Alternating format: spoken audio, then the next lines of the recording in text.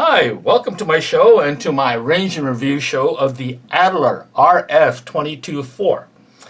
Now, you ever wonder why I don't have the most popular 22 semi on my show, the Ruger 1022? That's been in manufacturing since 1960s. The reason why, it's because of this.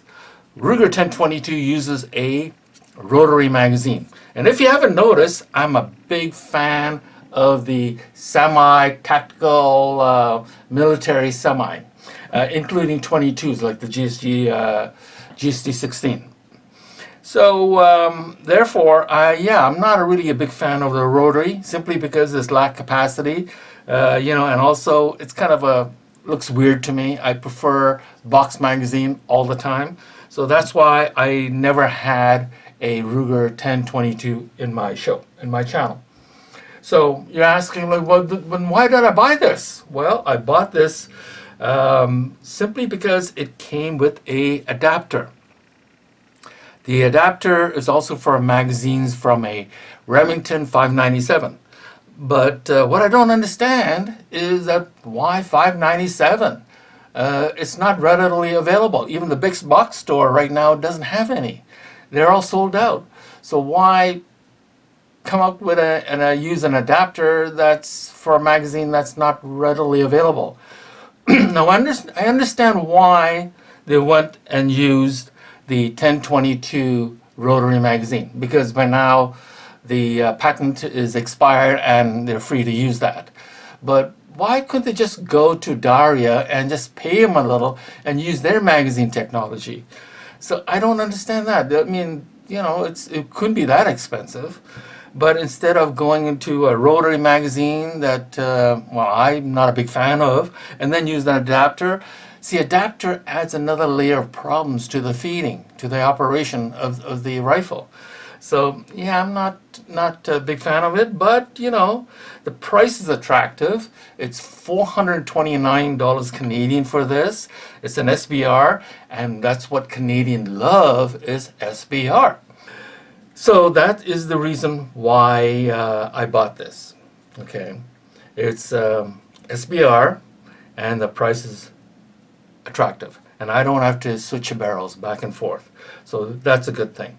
So what I'm going to do today is do a review, and then I'll go to the range and see how the adapter works.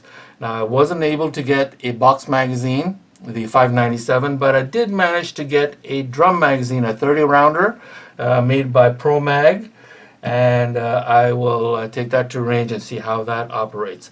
The specs: this weighs 4.6 pounds. The length max is 29.5 inches. Minimum is 26.25 inches.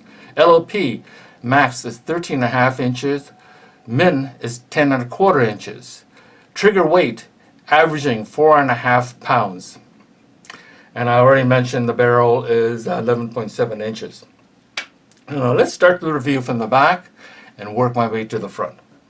As you can notice, the stock is an AR style stock, and there's a nice thick rubber pad in the back, and it's quite sturdy. It has plenty of spots for your sling, including QD, one on each side. I presume there's no place for a riser, because I don't see any clip slots for it. Okay, it moves 6 different positions. And the stock is made out of plastic, but the tube is made out of aluminum alloy. I don't see any castle nut at the end of the receiver, so at this point I don't know how easy to remove the buffer tube, so I can't say. Going down here, obviously this looks like a AR grip. It does have a little pocket at the bottom, and you simply pull it up like this, and you can put your extra ammo or cleaning kit in there. And to remove the grip, this is where you're going to put your screwdriver to unscrew. Okay, and of course this is very simple. You just put this right back. Just Just push it right back in like that. Okay, and this grip is made out of rubber. Okay, and if I didn't mention, the buffer tube is made out of alloy, and then the receiver is made of alloy. Okay, kind of disappointing because the receiver is painted rather than anodized like the TM22. Okay, it's painted. This one painted black. It comes on a few other colors. Okay. Attached to the receiver is also a fixed rail right here. It has a rear. It comes with a rear sight made out of plastic. You flip it up, and this rear sight, it has two apertures, one bigger, and then you flip it forward, and this one's a lot smaller. Okay, and then you flip it down when you're not using. Okay, again, for the front side, you just push it up like that. Okay, and to adjust, there's a adjustment in the back of the front sight, and that's how you adjust. And you, I guess you rotate that. All right. Let's keep moving. On the left side of the receiver, there's some nice patterns, I guess you can call them that. And this is the ejector. So therefore, this gun is not ambidextrous. So you cannot switch the cocking handle from the right side to the left side. It's simply because this is the ejector. Okay, this piece right here. And this is the right side, and this is the cocking handle. This cocking handle is a little bigger than the TM22, which is nice. Okay, like that. And the trigger housing is plastic, poly, not alloy. And this is your magazine catch. And to operate that, you can use your finger and push it forward like this, and it should slide out. Okay. And this is what the magwell looks like. And okay. And you just slide this in. I will show you how to use the adapter at the end. This magazine catch is only right-handed. It's not meant for left-handed because there's no place to catch it. And the safety catch is this, like a shotgun. It's just a pin. Okay, right is safe. Push it to the left, and when you push it to the left, there's a red line on that pin. It means you can fire. Okay, moving forward, it's the rail is the nice thing about this. It has quite a long rail. Looks to be about 14 inches rail, and it's on top of the handguard, which is also made out of alloy. Okay, which is a nice thing. And then I already mentioned the front sight to you before. Okay. Now, in front of the handguard is this handguard nut. And to remove this handguard, you turn this. Okay. And then, of course, you can't pull this nut out because it has a muzzle nut protector.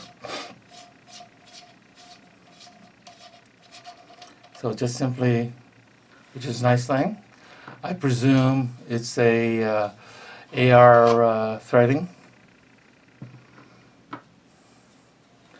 And then there's a screw right here. You undo the screw, and this handguard slides right off. Okay. And this nut also centers the handguard from moving. Okay, so to put it back, it's very simple. Make sure it's centered, and then screw it in. and then put the muzzle thread protector back in.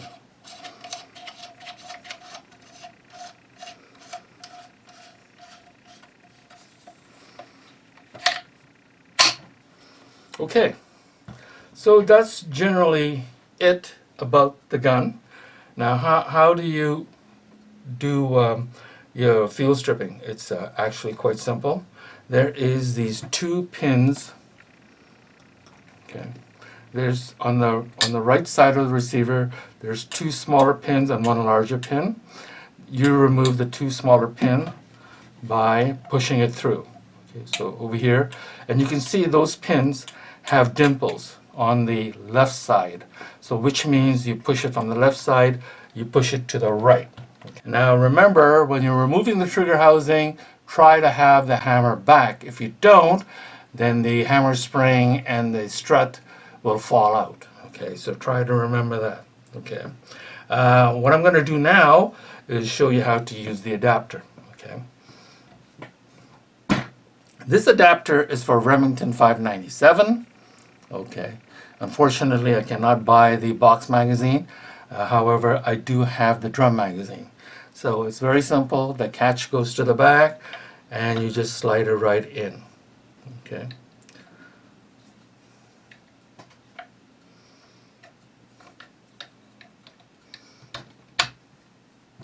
Okay, there it is. It's didn't go in really smoothly, but it's in now. Now you take the drum magazine, which is made by ProMag, 30 rounds, and you slide it in. And now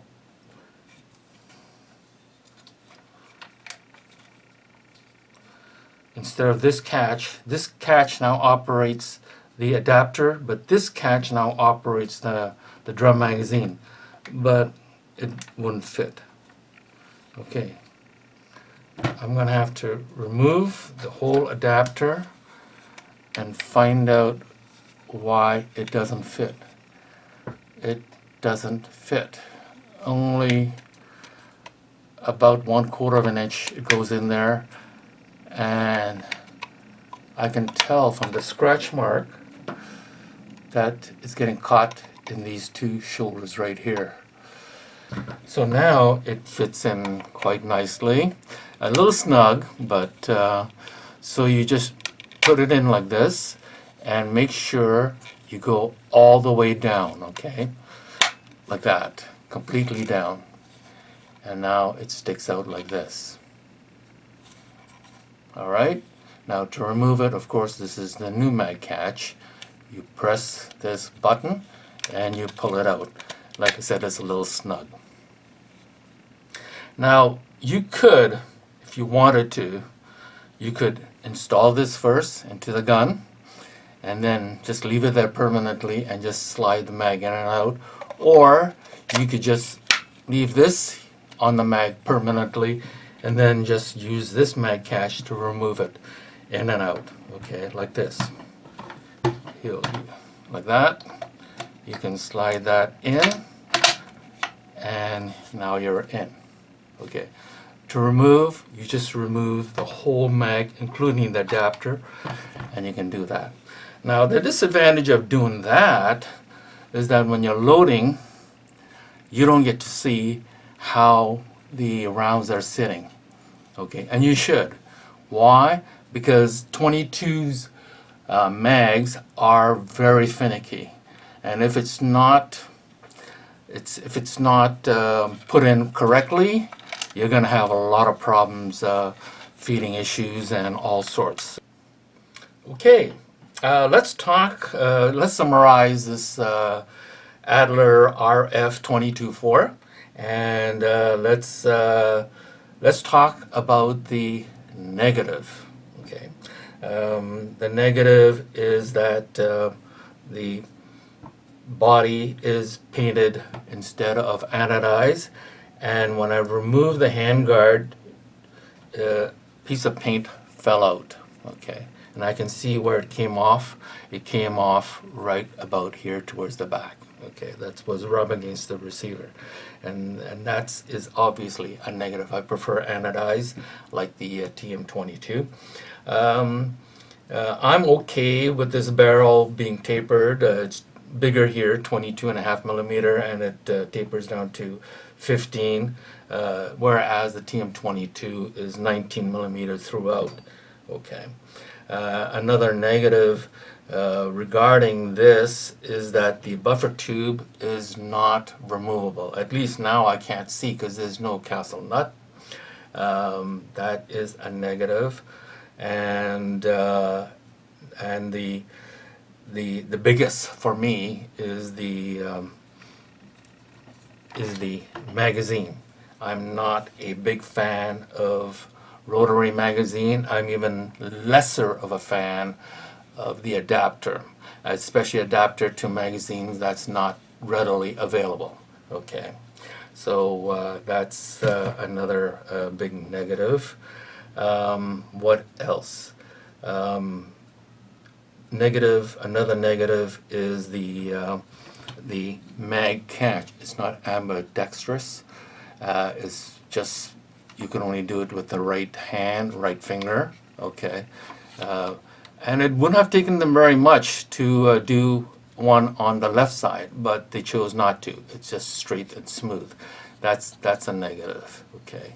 And I'm not also a big fan with a tactical gun having a safety like a shotgun safety. You know, this is not to my liking. I would have preferred it to be a switch, okay, and preferably the switch on the left side.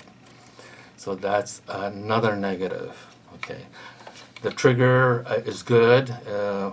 It's 4.5 pounds, and it's pretty sharp. Now let's, I guess that would be the negative. Now let's talk about the positive. Okay, the positive first off is the price. Okay, it's $429, and for a SBR. Compare that to buying a Feather TM22, which is all plastic, for 400 bucks. Yeah, I'd rather not buy that, and you won't find that on my channel. If I could get a alloy receiver, I would never buy a plastic one. The other positive is that it comes with a rail that goes all the way down, including on top of the handguard, and it does come with a set of sights. Okay, that's a good thing, and it's actually it's easy to disassemble. Okay, you actually they actually provide you with a Allen wrench right here, the silver one, to remove the screw here, to remove the handguard. Okay, that's the only screw you have to do, and the rest are pins. Okay, here the two smaller diameter pins here and here are to remove the trigger housing. Okay, and they're not the same length. Okay, so pay attention to the length. They're two different lengths.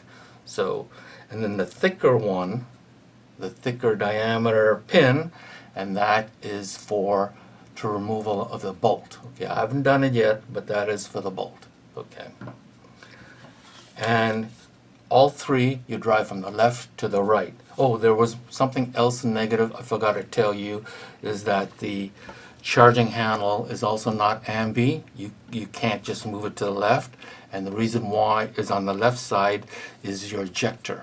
Okay, that's another negative I failed to mention earlier when I was talking about the negative of this gun. But all in all, 400 bucks, it's still not bad. Okay, it's still a pretty good price. I will go to the range, and then I'll give you my final I guess my final evaluation. I am back from the range. Now I have some good news, not so good news, and some bad news. So what I'm going to do is going to give you the good news first. Okay, the good news is I fired 200 rounds of CCI Blazers and mini mags out of these two rotary magazines, and they worked flawlessly. Okay, not a single hiccup. No fail to feed, no fail to eject. It fired really well. It operated without any issues. Okay, that's the good news. The not so good news is that when it came to accuracy, when I was zeroing in the rifle at 20 meters, I was getting consistently, about 3/4 inch, 1 inch groupings. Okay, so I was pretty happy with that. Once I moved to 50 meters, like this target, now maybe it has to do with the short barrel because it heated up fast, or maybe it has something to do with the wind. But in any case, my first group was good, was 3/4 of an inch, and the second one was 1 3/4 of an inch. Third is 1 inch, and fourth is 2 inch, which is down here. And then the next target, I was getting really bad groupings. They were all over the place. I was getting flyers. Now, I don't know whether that has to do with the wind. It was quite a windy day, or it has to do with the barrel being short, heated up fast. I don't know. But that's the not so good news. But the average is 1 3/8, which is slightly wider than the TM22 standard that I shot. Standard has that 18-inch bull barrel, 19 millimeter throughout the whole length. Okay, so it takes quite a longer to heat up with that kind of size barrel. So I don't know if that's whether it was that because the barrel was shorter, or if it's the wind. Anyway, that's the not so good news. Now I got bad news. Okay, and the bad news is when I put the adapter on the drum magazine, I had nothing but fail to eject. I couldn't even go through 10 rounds of the blazers, and I thought, oh, maybe I switched it up to a heavier bullet like the mini mags, the 40 grain. No, same problem. I had failed to eject. Okay, couldn't even go through like 10 rounds out of the 30 round drum. So I was wondering, well, what the hell caused that problem? Why is it? Why do I have no problems with the rotary and I have problems with the box fed straight up kind of magazine? Then I realized what the problem was. Now, the problem, if you notice, when it comes to the rotary, it's not fed straight up. It fed in an angle, this way, okay? So therefore, the left lip is higher than the right lip. And when you compare that to rotary, because it's fed straight up, like the box, the both lip are at even. See that? Well, I drew a little picture, and I even checked where the location of the round circle is, where the chamber is. Okay, so therefore, on the rotary, we not had any problem. It's because when it came to ejecting the empty casing, there was nothing hindering it, right?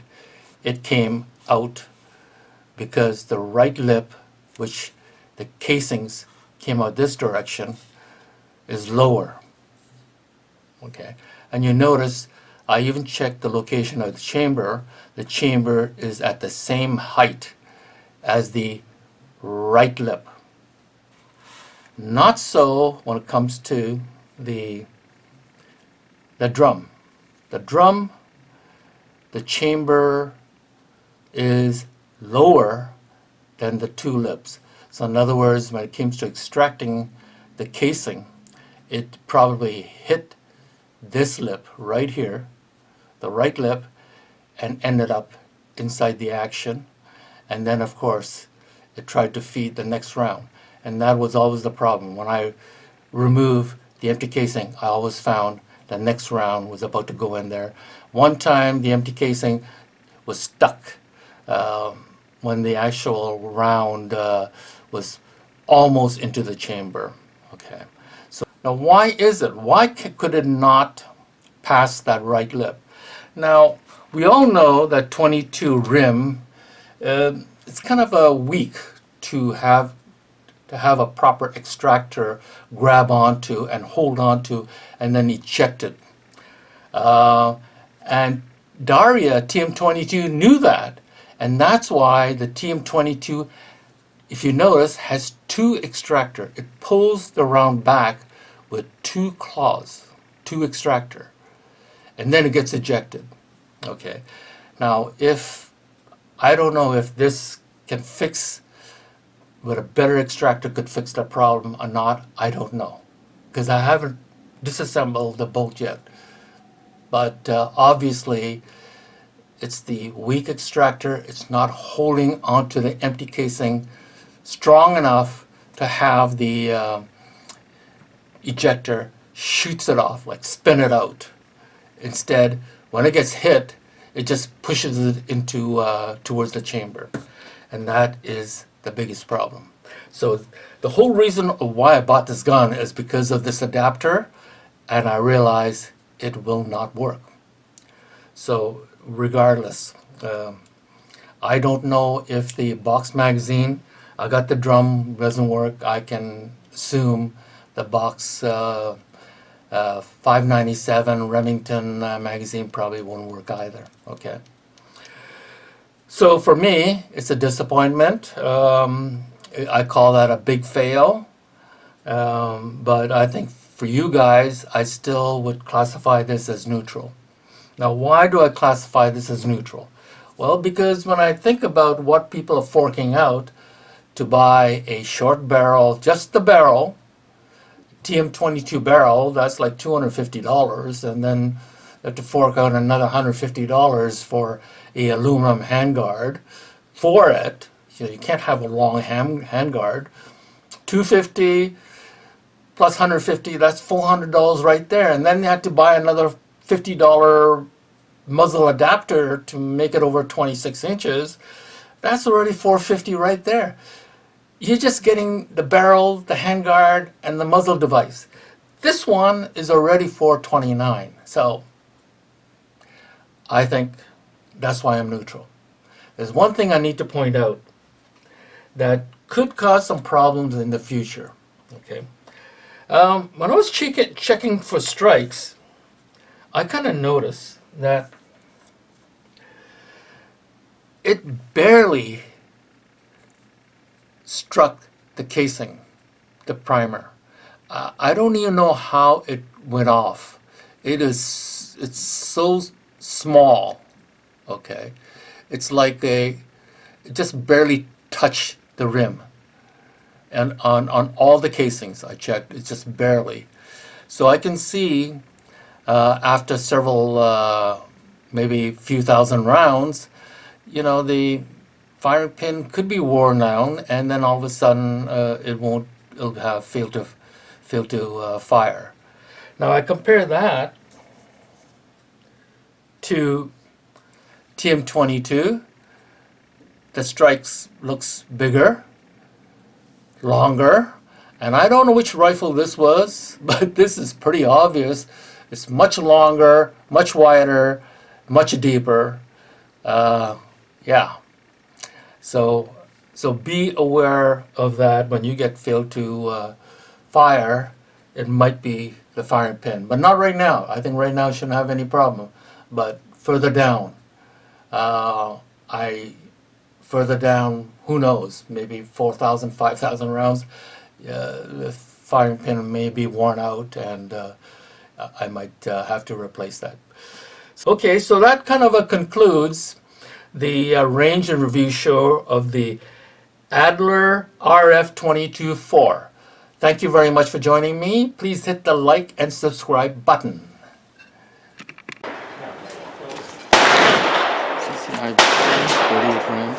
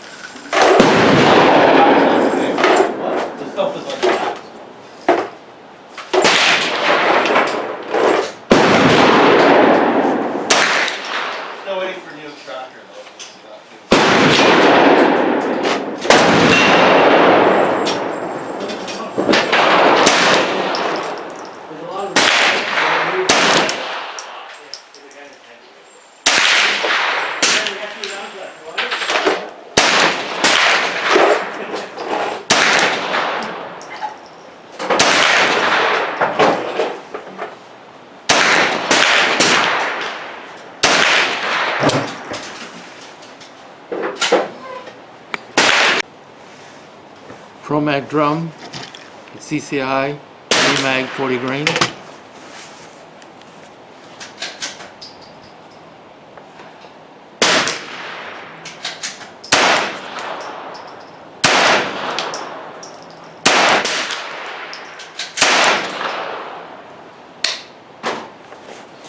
Oops.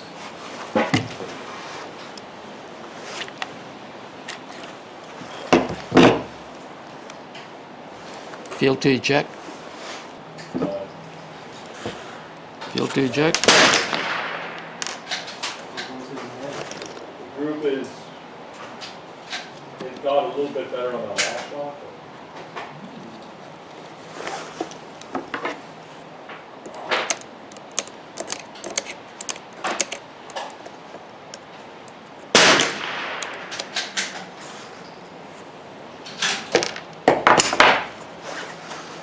Let's try that again.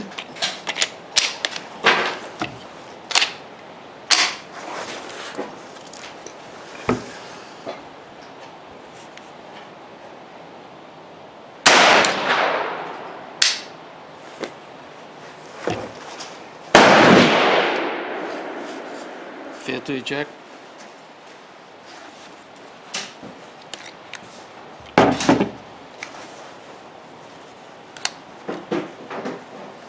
Yep, there's 2 rounds in there.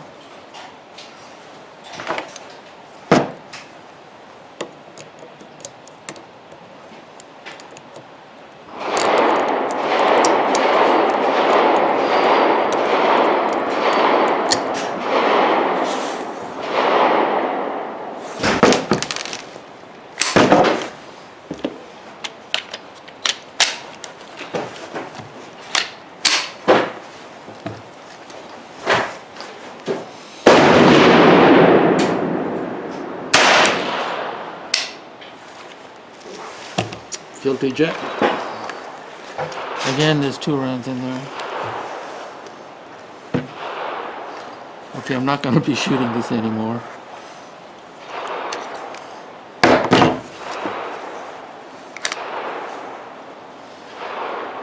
Empty casing. And a live round.